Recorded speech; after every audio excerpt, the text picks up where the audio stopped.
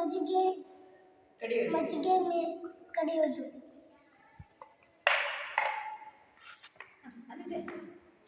ಇದು ಮಾಡೋಕ್ಕೆ ಇದು ಜರ್ಕಿ.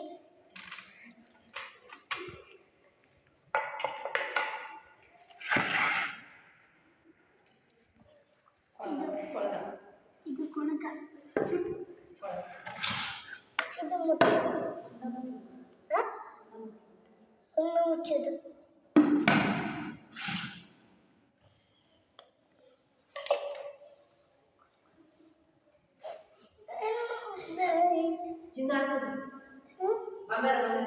ಬಂಗಾರ ಹಾಕೋದು.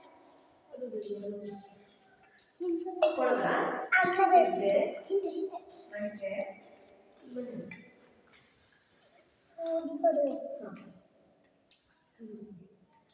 ಭತ್ತ